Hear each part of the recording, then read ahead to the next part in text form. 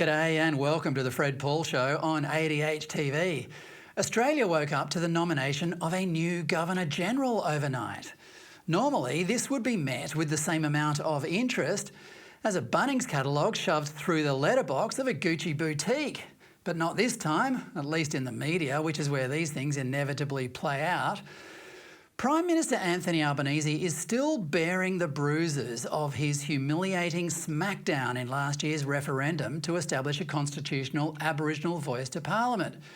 And in case anybody had forgotten what a pointless exercise that had been, a similar election to select members of a state voice to Parliament in South Australia on the weekend attracted only 10% of eligible voters. And that confirmed that this issue, which is a high priority for Albo, sinks like a stone in the pool of public opinion. So Albo desperately needed to score a hit in the culture wars, which is where Samantha Mostyn for Governor-General comes in. Now, I'm not suggesting Samantha Mostyn won't be a good Governor-General. You don't need particularly sophisticated skills to do the job. It's all about opening hospitals and not using the dessert spoon for the soup at state dinners. And in her long and illustrious career, Mostyn has proven that these basic skills are well within her range. But it's her other qualities that make the appointment a win for Albo. The two things that have characterised Mostyn's career are women's rights and the environment.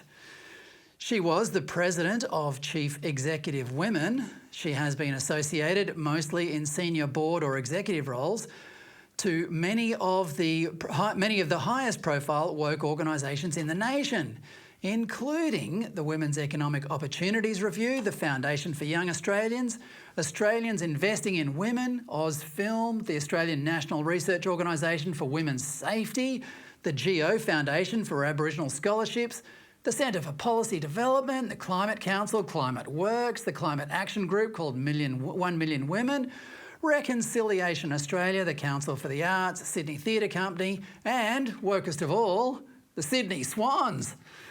So for Albo to get someone like this is probably, in his eyes, a massive achievement. The Governor-Generalship is a symbolic position, and Albo has responded with the most symbolic appointment possible. She, quote, represents the best of modern Australia, unquote. Well, no. She represents the best of woke Australia. The rest of us couldn't care less about her crusades, busy as we are trying to pay the bills while enlarging our carbon footprints. Again, I should point out that there is no indication Mostyn even wants to use her new role to prosecute her pet topics, nor could she even if she did. That's not what the role is. But the symbolism won't be lost on those who are already despairing about the uninvited and unwanted dominance woke warriors have over their lives. The Australian newspaper quoted an unnamed Liberal MP saying, quote, "This is the most political pick for Governor-General in a long time." As a resolutely Republican newspaper, the Oz was probably ringing an alarm bell that an overly political appointment would scare people away from a republic, which is already on the nose anyway. Meanwhile, the Sydney Morning Herald was more ebullient. Quote, "Sam Mostyn has a business career that spans decades, covering climate change, the arts, women's advocacy, and not-for-profits.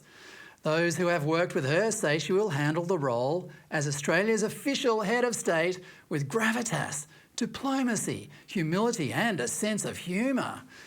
Well, if a sense of humour is the ticket, Albo could have chosen Sam Newman instead. It would be remiss to shrug this appointment off as a harmless shot across the bow of the monarchy by a Republican Prime Minister. You've got to remember that the monarchy itself is being captained by the wokest king in history, and William, his successor, who could accede to the throne quite soon, is cut from the same politically correct cloth.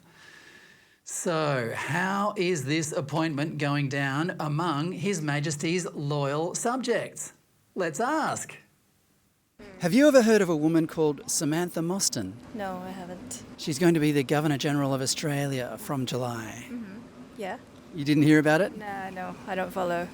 And do you have any understanding of the role of Governor-General? As head of state, yes, but I have no opinion about this person at all because I've never heard of her. Have you ever heard of Samantha Mostyn? Samantha Mostyn. I think I just have today in the news. Yes. Well said. Yes, she's going to be our Governor-General soon. That's correct. Yes. Yeah. How do you feel about her, becoming Governor-General? Well, I don't know anything about her. That was the first time that I heard anything about her. I saw a picture of her, and that was it. I hadn't. And the role of Governor-General, does it have any bearing on your life? Well, it has a bearing on all of us in some way, doesn't it? I mean, it's a question. What is the role of the Governor-General? Because Samantha Mostyn is quite political. She's very proactive when it comes to things like reconciliation and the environment and women's rights. I'm not saying those are bad things, but she brings those to the job. What do you think? I think the Governor-General is a diplomatic position, so you've got to be pretty careful what you bring to the job, I think. Have you ever heard of Samantha Mostyn? No. She's going to be the Governor-General of Australia from July. Oh, good honour. Are you from Australia? Not originally. I've been here 50 years, but come from the US. So. Okay. So what do you think of our constitutional monarchy? Do you think it's a good system? Oh, it's not too bad, I guess. I guess the royal family has a place and to do what they do over there. Presidential politics is a bit chaotic right now, isn't it? You're not kidding. Gee, I can't believe that the choice in America is only between those two. Have you ever heard of a woman called Samantha Mostyn? No. Oh, yeah, Mostyn? Yeah, she's like the new Governor-General, is that right? That's correct, well done. How do you feel about the role of Governor-General? Does it have any bearing on your life? I think we should be a republic, yeah. Do you think our constitutional monarchy works well? No. I think we should get rid of it. The monarchy is a very archaic system and serves no purpose, especially in a country like Australia. It's symbolic.